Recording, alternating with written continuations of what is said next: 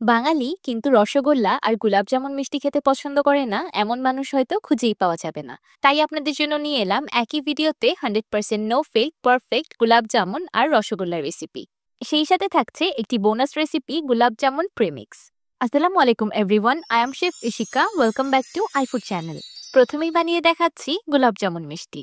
আজকে আমি আপনাদের সাথে এমন জাদুকরি গোলাপজামুনের প্রিমিক্স রেসিপি শেয়ার করব, যেটা একবার বানিয়ে রাখলে যে কোনো সময় ঝটপট গোলাপজামুন খেতে ও খাওয়াতে পারবেন। আমি প্রথমেই গোলাপজামুনের প্রিমিক্স তৈরি করে নিব। সেই জন্য একটি মিক্সিং বলে দিয়ে দিলাম 1 কাপ গুঁড়া দুধ, হাফ কাপ ময়দা আর হাফ চা চামচ বেকিং পাউডার। এবার এই শুকনো উপকরণগুলোকে একসাথে খুব ভালোভাবে মিশিয়ে নিব। ট্রেডিশনালি গোলাপজামুন দুটি উপকরণ দিয়ে তৈরি হয়, একটি মাওয়া আর একটি গুঁড়া দুধ। আজকে আমি আপনাদের সাথে গুঁড়া দুধের গোলাপজামুনের রেসিপিটা শেয়ার করছি। এবার দিয়ে দিলাম 1 টেবিল চামচ ঘি। আমি ঘিটাকে মেল্ট করে তারপর ব্যবহার করেছি। এবার হাতের সাহায্যে সবকিছু একসাথে খুব ভালোভাবে মাখিয়ে নিব। এই মাখানোটা খুবই ইম্পর্টেন্ট, খুব ভালোভাবে মাখিয়ে নিতে হবে যেন শুকনো উপকরণের সাথে ঘিটা খুব ভালোভাবে অ্যাবজর্ব হয়ে যায়। ঘি শুকনো উপকরণগুলোর সাথে অ্যাবজর্ব হয়ে যাওয়ার পর মিশ্রণের টেক্সচারটা কিছুটা এমন হবে, হাত দিয়ে মুঠো করলে মুঠো হয়ে যাবে, আবার চুরমুর করে ভেঙেও যাবে। এবার আমি এই মিশ্রণটাকে একটি মিহি চালনির সাহায্যে চেলে নিব। যে কোনো সময় গোলাপজামুন খেতে ইচ্ছে করলে বা হঠাৎ মেহমান আসলে আপনারা ঝটপট এই প্রেমিক্স দিয়ে গোলাপজামুন তৈরি করে নিতে পারবেন। এবার আমি এই গোলাপজামুন মিষ্টির প্রেমিক্সটাকে একটি এয়ারটাইট কন্টেইনারে করে স্টোর করে রাখবো। তো তৈরি হয়ে গেল গোলাপজামুনের প্রেমিক্স। আপনারা এই গোলাপজামুনের প্রেমিক্সটাকে নর্মাল রুম তাপমাত্রায় 5 থেকে 6 মাস পর্যন্ত স্টোর করতে পারবেন। এবার আমি আপনাদেরকে এই প্রেমিক্স দিয়েই গোলাপজামুন তৈরি করে দেখাবো। আমি এখানে সম্পূর্ণ গোলাপজামুনের প্রেমিক্সটাই নিয়ে নিয়েছি। এবার গোলাপজামুনের প্রেমিক্সে অ্যাড করে দিব কুসুম গরম দুধ। আমি এই গোলাপজামুন মিষ্টির ব্যাটারটা তৈরি করতে 8 টেবিল চামচ কুসুম গরম দুধ ব্যবহার করেছি। এই সময় গোলাপজামুন মিষ্টির ডোটা দেখতে হালকা পাতলা মনে হচ্ছে, কিন্তু এতে ভয় পাওয়ার কোনো কারণ নেই। এটাকে 10 মিনিট রেস্টে রেখে দিব। 10 মিনিট রেস্টে রাখলে মিষ্টির ডোটা লিকুইডগুলো খুব ভালোভাবে অবজর্ভ করে নেবে আর একটা টাইট ডো তৈরি হয়ে যাবে। এই সময় আমি মিষ্টির শিরাটা তৈরি করে নেব। সেই জন্য একটি প্যানে দিয়ে দিলাম 1.5 কাপ চিনি আর 1.5 কাপ পানি। এবার চিনি আর পানি একসাথে খুব ভালোভাবে মিশিয়ে একটি বলক তুলে নেব। গোলাপজামুন মিষ্টির জন্য কোনো একতার বা দুই তারের শিরা তৈরি করতে হয় না, শুধু হালকা একটা আঠালো শিরা তৈরি করলেই হয়। ফ্লেভারের জন্য দিয়ে দিলাম হাফ চা চামচ গোলাপ জল আর 2টি এলাচ। শিরাতে খুব ভালোভাবে একটি বলক চলে এসেছে। এবার চুলার ফ্লেমটাকে অফ করে শিরাটাকে ঠান্ডা হতে রেখে দিব। এইদিকে গোলাপজামুন মিষ্টির ডোটাও খুব ভালোভাবে সেট হয়ে গিয়েছে। দেখতেই পাচ্ছেন টেক্সচারটা আগে থেকে একটু টাইট হয়ে এসেছে। মিষ্টিগুলোকে তৈরি করার জন্য আমি হাতে হালকা ঘি মাখিয়ে নিয়েছি। এবার আমি ছোট ছোট করে লেচি কেটে গোলাপজামুনের শেপ দিয়ে নিব। মিষ্টিগুলো শেপ দেওয়ার সময় একটি টিপ ফলো করতে হবে, সেটি হলো চেষ্টা করবেন মিষ্টিতে যেন কোনো রকম ক্র্যাকস না থাকে। দুই হাতের তালুর মাঝখানে ভালো মতো ডলে তারপর মিষ্টির শেপটা দেওয়ার চেষ্টা করবেন। এতে করে মিষ্টিগুলো খুব বেশি স্মুথ হয় আর মিষ্টির গায়ে কোনো রকম ক্র্যাক থাকে না। আমি একটি মিষ্টি কাছ থেকে দেখিয়ে দিচ্ছি যে আমার তৈরি গোলাপজামুন মিষ্টিতে কোনো রকম ক্র্যাকস নেই। আমার সবগুলো গোলাপজামুন মিষ্টি তৈরি করা হয়ে গিয়েছে। এবার এগুলোকে ভাজার পালা। মিষ্টিগুলোকে ভাজার জন্য আমি একটি প্যানে পরিমাণ মতো তেল দিয়ে দিয়েছি। চুলার ফ্লেমটা একদম লো আছে আর তেলটাকেও আমি একদম হালকা সামান্য গরম করে নিয়েছি। এবার আমি মিষ্টিগুলো তেলে দিয়ে দিব। দেখতেই পাচ্ছেন তেলটা কত হালকা গরম আছে, তেলে কোনো রকম অ্যাক্টিভিটি দেখা যাচ্ছে না, শুধু মিষ্টির চারপাশে হালকা বুদবুদ দেখা যাচ্ছে। আমি একে একে সবগুলো গোলাপজামুন মিষ্টি তেলে দিয়ে দিলাম। এই সময় মিষ্টিগুলো খুব নরম আছে, তাই একদমই নাড়াচাড়া করা যাবে না। আমি তেলে হালকা দোল দিয়ে দিচ্ছি যাতে মিষ্টিগুলো নিচ থেকে তেলের উপর ভেসে ওঠে। গোলাপজামুন মিষ্টিগুলো ভাজতে একটু ধৈর্যের দরকার হয়, কারণ ভাজতে খুব বেশি সময় লাগে। কিন্তু যতই সময় লাগুক না কেন চুলার ফ্লেম বাড়ানো যাবে না। মিষ্টিগুলো তেলের উপরে কত সুন্দরভাবে সাঁতার কাটছে। আমার গোলাপজামুন মিষ্টিগুলোতে পছন্দ মতো কালার চলে এসেছে। এবার তেল থেকে উঠিয়ে সরাসরি শিরায় দিয়ে দিব। এখানে একটি টিপ ফলো করতে হবে, সেটা হলো শিরাটা কুসুম গরম হতে হবে। অতিরিক্ত গরম বা একদম ঠান্ডা হওয়া যাবে না। শিরাটা যদি অতিরিক্ত গরম হয় তাহলে মিষ্টিগুলো শিরায় দেওয়ার সাথে সাথেই স্কিনটা হালকা চুপসে যেতে পারে। মিষ্টিগুলো শিরায় দেওয়ার সাথে সাথে আমি নেড়েচেড়ে হালকা উল্টে পাল্টে দিচ্ছি যেন চারিদিক থেকে খুব সুন্দরভাবে শিরা প্রবেশ করে। এবার আমি এই মিষ্টিগুলোকে শিরাতেই রেখে দিব 1 থেকে 2 ঘন্টার মতো। আপনারা ইচ্ছে করলে সারা রাতও রেখে দিতে পারেন, কোনো অসুবিধা নেই। কিন্তু 1 থেকে 2 ঘন্টার মধ্যেই মিষ্টির ভিতরে খুব ভালোভাবে শিরা অবজর্ভ হয়ে যায়। দেখতেই পাচ্ছেন মিষ্টিগুলো রস খেয়ে কতটা বেশি রসই টইটুম্বর হয়ে আছে। তো তৈরি হয়ে গেল আমার গোলাপজামুন মিষ্টি। দেখলেন তো ঘরেই গোলাপজামুন মিষ্টি বানানো কতটা সহজ। যদি ঘরেই এত সহজে গোলাপজামুন মিষ্টি বানানো যায় তাহলে দোকান থেকে কিনে খাওয়ার কি প্রয়োজন। বাসায় মিষ্টি তৈরি করলে সেটা দোকানের থেকে খুব বেশি স্বাস্থ্যকর হয়, সেই সাথে অনেক বেশি টাকাও বেঁচে যায়। গোলাপজামুন মিষ্টিগুলো দেখে একদমই বোঝা যাচ্ছে না যেগুলো বাসায় তৈরি করা হয়েছে। Gulab jamuns are one of my favourite sweet. আপনারা অবশ্যই আশায় আছেন যে আমি কখন একটি মিষ্টি কেটে দেখাবো। দেখতেই পাচ্ছেন কত ইজিলি গোলাপ জামুন মিষ্টিটা কেটে যাচ্ছে। মিষ্টিগুলো ভিতর থেকে একদম পারফেক্টলি কুক হয়েছে, রসে টইটুম্বর হয়ে আছে আর ভিতরে কোনো শক্ত দানাও নেই। আশা করছি আমার এই রেসিপিটি দেখার পর থেকে আপনাদের দোকান থেকে আর গোলাপ জামুন মিষ্টি কিনে খেতে হবে না। আমার আজকের গোলাপ জামুনের প্রেমিক্স আর সেই প্রেমিক্স দিয়ে গোলাপ জামুন মিষ্টির রেসিপিটি আপনাদের কাছে কেমন লাগলো আমাকে অবশ্যই কমেন্ট করে জানাবেন। এখন বানিয়ে নেব রসগোল্লা। অনেকের রসগোল্লায় রাউন্ড শেপ থাকে না, রান্নার পর চুপসে যায়, শক্ত হয়ে যায় বা ভিতরটা জালিদার হয় না। এইসব সমস্যার সমাধান নিয়ে আমি আজকে বানিয়ে দেখাবো হুবহু মিষ্টির দোকানের মতো রসগোল্লা। রসগোল্লা মিষ্টি তৈরি করার জন্য আমি প্রথমেই একটি পাতলা শিরা তৈরি করে নিব। পাতলা শিরা তৈরি করার জন্য আমি একটি প্যানে দিয়ে দিচ্ছি 1.5 কাপ চিনি আর 3 কাপ পানি। এবার এই চিনি আর পানি একসাথে খুব ভালোভাবে মিশিয়ে একটি বলক তুলে নিব। একটি বলক চলে আসার পরেই চুলার ফ্লেমটাকে অফ করে দিতে হবে। শুধু চিনি আর পানিটা একসাথে মিশে গিয়ে একটি বলক চলে আসলেই তৈরি হয়ে যাবে রসগোল্লা মিষ্টির জন্য পাতলা শিরা। শিরাতে বলক চলে আসার সাথে সাথে চুলা থেকে নামিয়ে একটি বাটিতে ট্রান্সফার করে এটাকে ঠান্ডা হতে রেখে দিতে হবে। মিষ্টির দোকানেও রসগোল্লা মিষ্টি তৈরিতে 2 ধরনের শিরা ব্যবহার করা হয়, একটি পাতলা শিরা আর একটি ঘন শিরা। রসগোল্লা বানানোর জন্য প্রথমে অবশ্যই ছানা তৈরি করে নিতে হবে। সেই জন্য একটি ভিনেগার সলিউশন বানিয়ে নিব।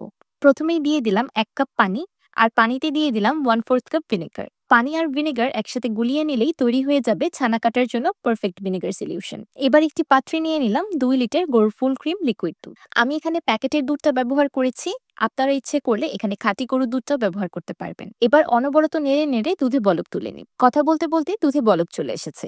দুধে বলক চলে আসার সাথে সাথেই চুলার ফ্লেমটাকে অফ করে দিতে হবে। এবার আমি দুধটাকে 30 সেকেন্ডের মতো নেড়ে টেম্পারেচারটাকে হালকা ডাউন করে নিয়েছি। এবার অ্যাড করে দিলাম আগে থেকে তৈরি করে রাখা ভিনেগার সলিউশন। আমি সম্পূর্ণ ভিনেগার সলিউশনটা একবারে অ্যাড করিনি, 2 বারে অ্যাড করব। এবার একদম আলতো হাতে একটি স্প্যাচুলার সাহায্যে দুধটাকে ঘুরিয়ে ঘুরিয়ে ছানা কেটে নিব। গরম গরম দুধে যখন হুট করে ভিনেগারের পানি পড়ে তখন ছানাটা খুব দ্রুত কেটে যায়। তখন ছানাতে মাঝে মাঝে গুটি দেখা যায়। তাই রসগোল্লার ছানা কাটার সময় চেষ্টা করবেন ভিনেগারের পানিটাকে অল্প অল্প করে অ্যাড করার আর খুবই আস্তে ধীরে ছানাটাকে কাটার। এতে করে ছানাটা একদমই সফট রিকোটা চিজ বা মজরেলা চিজের মতো হয়। যখন সম্পূর্ণ ছানা কেটে গিয়ে এমন একটা ঘোলাতে পানি বেরিয়ে আসবে তখন দিয়ে দিব 1 কাপ পানি। এই পানিটা দেওয়ার ফলে ছানার টেম্পারেচারটা হালকা ডাউন হয়ে যাবে, তখন ছানাটা আর গুটি গুটি বাঁধতে পারবে না, খুবই সফট আর মোলায়েমই থাকবে। রসগোল্লার ছানাটা একবার কেটে যাওয়ার পর আর বেশিক্ষণ দেরি করা যাবে না, এটাকে সঙ্গে সঙ্গে স্ট্রেন করে নিতে হবে। আমি ছানাটাকে একটি সুতি কাপড়ের সাহায্যে স্ট্রেন করে নিয়েছি আর ঠান্ডা পানি দিয়ে ধুয়ে নিয়েছি। এতে করে ভিনেগারের গন্ধটা দূর হয়ে যাবে। এবার আমি এই ছানাটাকে এভাবেই স্ট্রেনারের উপরে রেখে দিব 5 মিনিটের মতো। 5 মিনিটই যথেষ্ট রসগোল্লার ছানাটা রেস্ট করার জন্য বা পানি ঝরার জন্য। এর চেয়ে বেশি সময় রাখার কোনো প্রয়োজন নেই। এই সময়ে আমি রসগোল্লা শিরাটাকে তৈরি করে নিব। আমি রসগোল্লাগুলো যেই পাত্রে রান্না করব আমি সেই পাত্রেই শিরাটা তৈরি করে নিচ্ছি। রসগোল্লার শিরা তৈরি করার জন্য দিয়ে দিলাম 3.5 কাপ চিনি আর 7 কাপ পানি। এবার এই চিনি আর পানি একসাথে খুব ভালোভাবে মিশিয়ে একটি বলক তুলে নিব। যখন শিরাতে বলক চলে আসবে তখন শিরাটাকে রান্না করতে থাকবো একটা আঠালো কনসিস্টেন্সি চলে আসা পর্যন্ত। রসগোল্লা রান্না করার জন্য কোনো 1 তার বা 2 তারের শিরা বানানোর প্রয়োজন নেই, জাস্ট একটা আঠালো মধুর মতো শিরা তৈরি করে নিলেই হবে। এইদিকে আমার তৈরি করে রাখা ছানাটা থেকে খুব ভালোভাবে পানি ঝরে গিয়ে 5 মিনিটের মতো রেস্ট হয়ে গিয়েছে। এবার আমি আপনাদেরকে ছানার টেক্সচারটা কাছ থেকে দেখিয়ে দিচ্ছি যে কতটা বেশি ক্রিমি হয়েছে। এবার আমি হাতের তালুর সাহায্যে ডলে ডলে ছানাটাকে ক্রিম করে নিব। এই কাজটা আমি যেভাবে করছি ঠিক সেভাবেই করতে হবে। একটি বড় প্লেট, ট্রে বা ছেনির ব্যবহার করবেন। সেটার মধ্যে ছানাটাকে হাতের তালুর সাহায্যে খুব ভালোভাবে ডলে ডলে ক্রিম করে নেবেন। এবার ছানাতে বাইন্ডিং এর জন্য কিছু উপকরণ অ্যাড করে নিব। দিয়ে দিলাম 2 চা চামচ ময়দা, 2 চা চামচ অ্যারারুট, 2 চা চামচ গুঁড়া দুধ আর 2 চা চামচ দানাদার চিনি। এবার সবকিছু একসাথে খুব ভালোভাবে মাখিয়ে ছানার সাথে মিক্স করে নিব। ছানাটাকে ততক্ষণ পর্যন্ত মথে নিব যতক্ষণ পর্যন্ত সম্পূর্ণ চিনির দানাগুলো গলে না যায়। যখন চিনির দানাগুলো আর হাতে লাগবে না তখনই মথা অফ করে দিতে হবে, এর থেকে বেশি মথার প্রয়োজন নেই। এবার আমি ছানা থেকে রসগোল্লা তৈরি করার জন্য ছোট ছোট করে লেচি কেটে নিচ্ছি। আমি এখানে প্রত্যেকটি লেচি 15 গ্রাম করে মেপে নিয়েছি। এবার লেচিগুলো 2 হাতের তালুর মাঝখানে নিয়ে রসগোল্লার শেপ দিয়ে নিব। রসগোল্লার শেপ দেওয়ার সময় একটি বিষয় খুব ভালোভাবে লক্ষ্য রাখতে হবে যেন রসগোল্লাতে কোনো রকম ফাটল না থাকে। আমি এই পর্যন্ত কতবার যে রসগোল্লা মিষ্টি বানিয়েছি সেটা আমি গুনেও বলতে পারবো না, আলহামদুলিল্লাহ। তারপরও আমি রসগোল্লা মিষ্টি রান্না করার সময় প্রথমে শিরাতে একটা ছোট্ট রসগোল্লা দিয়ে দেখি যে সবকিছু ঠিক আছে কিনা। তাই আপনাদেরও রেকমেন্ড করব যে আপনারা রসগোল্লা মিষ্টি বানানোর সময় সবগুলো মিষ্টি একবারে হুট করে শিরায় ঢেলে দিবেন না, প্রথমে একটি মিষ্টি শিরায় দিয়ে চেক করে দেখে নেবেন যে মিষ্টিটা কি শিরায় খুব সুন্দরভাবে সাঁতার কাটছে কিনা বা কোনোভাবে ভেঙে যাচ্ছে কিনা বা ফেটে যাচ্ছে কিনা। রসগোল্লা মিষ্টিগুলো শিরায় দেওয়ার পর শিরাতে হালকা দোল দিয়ে দিলাম যাতে মিষ্টিগুলো উল্টে পাল্টে যায়, কারণ এই অবস্থায় মিষ্টিগুলোকে কোনোভাবেই নাড়া যাবে না। মিষ্টিগুলো শিরায় দেওয়ার ঠিক 3 মিনিটের পর আমি ঝাঁকের জন্য দিয়ে দিলাম ময়দা গুলানো পানি। আমি 1 চা চামচ ময়দা 1 টেবিল চামচ পানি দিয়ে গুলিয়ে রেখেছিলাম, কারণ দেখতেই পাচ্ছেন রসগোল্লা মিষ্টিগুলো শিরার উপরে কেমন ভেসে আছে। যদি এমন ভেসেই থাকে তাহলে উপর থেকে কিভাবে কুক হবে? এই ঝাঁকটাই মিষ্টিগুলোকে কুক করে দিবে।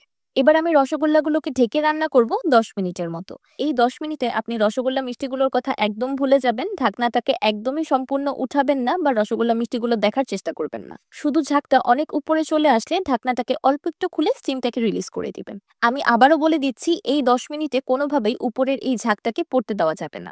10 মিনিট পর দেখতেই পাচ্ছেন রসগোল্লাগুলো ফুলে সাইজে একদম ডাবল হয়ে গিয়েছে। এই সময় শিরাটাও অনেকটা ঘন হয়ে গিয়েছে। তাই আমি শিরাতে দিয়ে দিলাম 1 কাপ গরম পানি। আর দেখতেই পাচ্ছেন আমি গরম পানিটাকে কিভাবে অ্যাড করছি। গরম পানি হুট করে মিষ্টির উপরে ঢেলে দিবেন না, তাহলে মিষ্টিগুলো চুপসে যেতে পারে। গরম পানিটাকে শিরার সাথে মিলিয়ে আস্তে আস্তে অ্যাড করবেন যাতে মিষ্টিগুলো টের না পায়। এখানে আলাদা করে গরম পানি অ্যাড করা হচ্ছে। ঢাকনা খোলার পর আমি মিষ্টিগুলোকে আরো 5 মিনিটের মতো রান্না করে নিয়েছি আর মাঝে মাঝে পানি অ্যাড করে দিয়েছি। 15 মিনিট পর আমার রসগোল্লা মিষ্টিগুলো পারফেক্টলি কুকড। আমি আগে থেকে রসগোল্লা মিষ্টির জন্য যে পাতলা শিরাটা তৈরি করে রেখেছিলাম সেটা এতক্ষণে ঠান্ডা হয়ে গিয়েছে। এবার আমি এই গরম গরম মিষ্টিগুলো ঠান্ডা পাতলা শিরাতে ট্রান্সফার করে দিব। এবার আমি এই পাতলা শিরাতেই রসগোল্লা মিষ্টিগুলোকে রেখে দিব সারা রাতের জন্য। যেই শিরাতে রসগোল্লা মিষ্টি রান্না করা হয় সেই শিরাতে কখনোই রসগোল্লা মিষ্টি রেখে দিবেন না, তাহলে মিষ্টিগুলো শক্ত হয়ে যাবে। এবার আমি একটি রসগোল্লা প্রেস করে দেখিয়ে দিচ্ছি যে ভিতরে কতটা বেশি রস অ্যাবজর্ব করেছে। তো তৈরি হয়ে গেল হুবহু মিষ্টির দোকানের মতো। আসলে না, মিষ্টির দোকানের থেকেও অনেক গুণ বেশি ভালো রসগোল্লা। দেখতেই পারছেন মিষ্টিগুলোর ভিতরে কত বেশি রস অ্যাবজর্ব করেছে আর রসগোল্লাগুলো কত বেশি স্পঞ্জিও হয়েছে। এত জোরে প্রেস করার পরেও আবার আগের শেপে ফিরে আসছে। সারা রাত মিষ্টিগুলো শিরাতে রেখে দেওয়ার পরেও একদমই শক্ত হয়ে যায়নি, চুপসে যায়নি বা গোল শেপটা নষ্ট হয়ে যায়নি। এবার আমি একটি রসগোল্লা ভেঙে দেখাচ্ছি। মাশাআল্লাহ, দেখতেই পারছেন কত ইজিলি সফটলি রসগোল্লাটা ভেঙে যাচ্ছে। আর ভিতর থেকে কতটা বেশি জালিদার হয়েছে। ওই যে আমি ছানা মাথার সময় যেই চিনিটা অ্যাড করেছিলাম সেই চিনিটার জন্যই রসগোল্লার ভিতরে এত সুন্দর জালি ক্রিয়েট হয়েছে। রসগোল্লার ভিতরে এত পরিমাণ রস অ্যাবজর্ব হয়েছে, আপনি যখন পুরো রসগোল্লাটা একবারে মুখে দিবেন আপনার মুখের ভিতরে একটা রসের ব্লাস্ট হবে। আর এত সফট আর স্পঞ্জি রসগোল্লা যে মুখে দেওয়ার সাথে সাথেই একদম মিলিয়ে যাবে। অনেকের রসগোল্লা মিষ্টি সুন্দর হয়, সফট হয়, কিন্তু ভিতর থেকে জালিদার হয় না। তাদের জন্য রসগোল্লা ভিতর থেকে জালিদার করার এই ট্রিকটি শিখিয়ে দিলাম।